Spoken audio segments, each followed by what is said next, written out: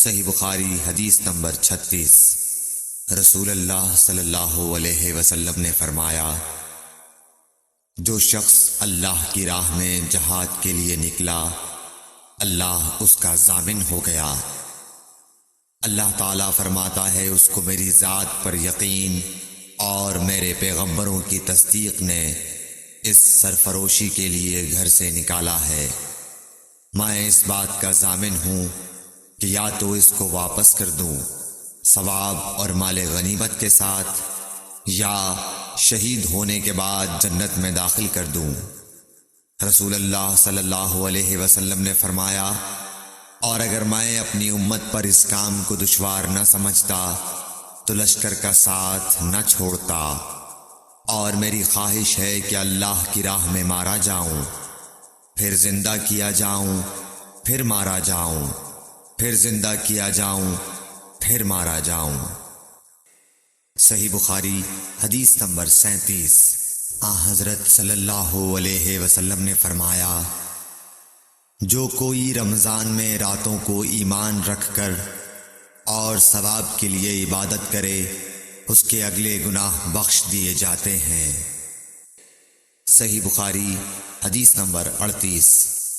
حضرت صلی اللہ علیہ وسلم نے فرمایا، جس نے رمضان کے روزے ایمان اور خالص نیت کے ساتھ رکھے، اس کے پچھلے گناہ بخش دیے گئے۔ صحیح بخاری حدیث نمبر 39۔ حضرت صلی اللہ علیہ وسلم نے فرمایا، بے شک دین آسان ہے، اور جو شخص دین میں سختی اختیار کرے گا تو دین اس پر غالب آ جائے گا اور اس کی سختی نہ چل سکے گی۔ بس اس لیے اپنے عمل میں پختگی اختیار کرو، اور جہاں تک ممکن ہو میانہ روی برتو، اور خوش ہو جاؤ کہ اس طرز عمل سے تم کو دارین کے فوائد حاصل ہوں گے، اور صبح اور دوپہر اور شام اور کسی قدر رات میں عبادت سے مدد حاصل کرو۔ نماز 5 وقتہ بھی مراد ہو سکتی ہے کہ پابندی سے ادا کرو۔ صحیح بخاری حدیث نمبر 40۔ رسول اللہ صلی اللہ علیہ وسلم جب مدینہ تشریف لائے تو پہلے اپنی نانہال اترے جو انصار تھے، اور وہاں آپ نے 16 یا 17 ماہ بیت المقدس کی طرف منہ کر کے نماز پڑھی، اور آپ کی خواہش تھی کہ آپ کا قبلہ بیت اللہ کی طرف ہو۔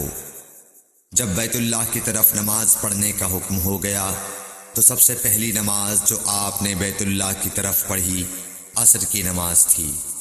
وہاں آپ صلی اللہ علیہ وسلم کے ساتھ لوگوں نے بھی نماز پڑھی۔ پھر آپ کے ساتھ نماز پڑھنے والوں سے ایک آدمی نکلا اور اس کا مسجد بنی حارثہ کی طرف گزر ہوا تو وہ لوگ رکوع میں تھے۔ وہ بولا کہ میں اللہ کی گواہی دیتا ہوں کہ میں نے رسول اللہ صلی اللہ علیہ وسلم کے ساتھ مکے کی طرف منہ کر کے نماز پڑھی ہے۔ یہ سن کر وہ لوگ اسی حال میں بیت اللہ کی طرف گھوم گئے، اور جب رسول اللہ صلی اللہ علیہ وسلم بیت المقدس کی طرف منہ کر کے نماز پڑھا کرتے تھے، یہودی اور عیسائی خوش ہوتے تھے، مگر جب آپ نے بیت اللہ کی طرف منہ پھیر لیا تو انہیں یہ امر ناگوار ہوا۔ زہیر ایک راوی کہتے ہیں کہ ہم سے ابو اسحاق نے برا سے یہ حدیث بھی نقل کی ہے کہ قبلہ کی تبدیلی سے پہلے کچھ مسلمان انتقال کر چکے تھے، تو ہمیں یہ معلوم نہ ہو سکا کہ ان کی نمازوں کے بارے میں کیا کہیں۔ تب اللہ نے یہ آیت نازل کی، وَمَا كَانَ اللَّهُ لِيُضِيعَ إِيمَانَكُمْ، سورہ بقرہ آیت نمبر 143۔